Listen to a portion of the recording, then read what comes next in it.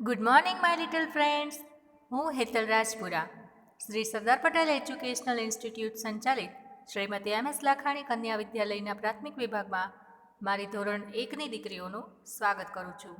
The day of the subject is English and I will explain unit number 75 and 76. So let's we start. Unit number 75. તો તમને પાઠ્યપુસ્તકમાં અહીં ચિત્ર બતાવેલું છે. આ ચિત્રમાં તમને એક છોકરાનું ચિત્ર દર્શાવેલું છે અને તેના અલગ અલગ શરીરના અંગો વિશે અહીંયા તમને ચિત્રો આપવામાં આવેલા છે. તો કયા કયા ચિત્રો બતાવે છે આમાં? એક છે આંખ, ગરદન, છાતી, જીભ, કમર, નાક, હોઠ, કાન, હાથ અને પગ. તો બાળ મિત્રો, આપણે જાણીએ છીએ કે શરીરના ઘણા બધા અંગો છે, બરાબર. હવે એ અંગોના આપણને ગુજરાતી નામ ખબર જ છે, પરંતુ હવે આપણે તેના અંગ્રેજી નામ વિશે માહિતી મેળવવાની છે, બરાબર બાળ મિત્રો. તો હવે આપણે તેના અંગ્રેજી નામ શું છે તો તેના વિશે માહિતી મેળવીશું. તો યુનિટ નંબર 76 છે, તેમાં તમને સૂચના આપવામાં આવેલી છે કે નીચેના શરીરના અંગોના અંગ્રેજી ઉચ્ચાર અને ગુજરાતી અર્થ વાંચો. ફક્ત અહીં આ યુનિટમાં આપણે વાંચન જ કરવાનું છે. તો પહેલું છે હેડ. તો હેડ એટલે ગુજરાતીમાં થશે માથું. ફરી વખત હેડ. હેડ એટલે માથું. હેર. હેર એટલે વાળ. ફરી વખત હેર. હેર એટલે વાળ. આઈ. આઈ એટલે થશે આંખ. આઈ. આઈ એટલે થશે આંખ. તમારે બધાએ પણ મારી સાથે બોલતા જવાનું છે. નેક. નેક એટલે ગરદન. નેક. નેક એટલે ગરદન અથવા તો ડોક પણ કહી શકો છો. ચીક. ચીક એટલે ગાલ. ચીક. ચીક એટલે ગાલ. ટંગ. ટંગ એટલે જીભ. ટંગ. ટંગ એટલે જીભ. પછીના આપણે બીજા ઉચ્ચાર જોઈએ. ટૂથ. તો ટૂથ એટલે થશે દાંત.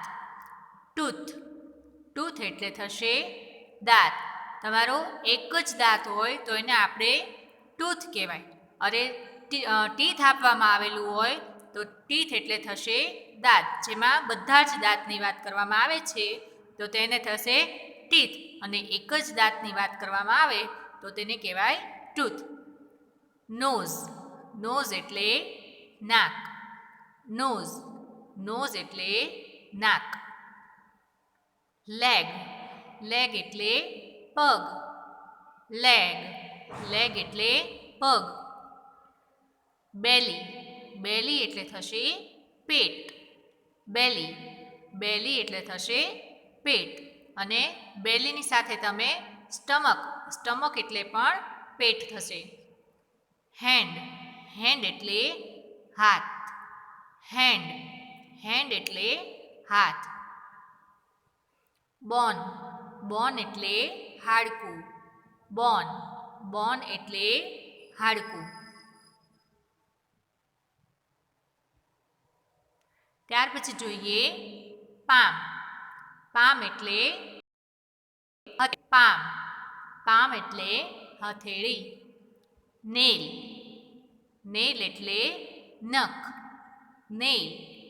નેલ એટલે નખ. માઉથ. માઉથ એટલે મોં. માઉથ. માઉથ એટલે મોં. ઈયર. ઈયર એટલે કાન. ઈયર. ઈયર એટલે કાન. વેસ્ટ. વેસ્ટ એટલે કમર. વેસ્ટ. વેસ્ટ એટલે કમર. એલ્બો. એલ્બો એટલે થશે કોણી. એલ્બો. એલ્બો એટલે થશે કોણી. તો બાળમિત્રો, તમને આ વિડીયોમાં ખૂબ મજા આવી હશે, બરાબર ને? તો આમાં આપણે શું શીખ્યા? શરીરના અંગોના અંગ્રેજી ઉચ્ચાર અને ગુજરાતી અર્થ. તમે ઘરે રહી તમારા શરીરના અંગો છે, હાથ, પગ, મોં, વાળ, તો આ બધાને એકવાર ટચ કરતા જવાનું અને એની સાથે તમારે એના અંગ્રેજી ઉચ્ચાર બોલતા જવાના.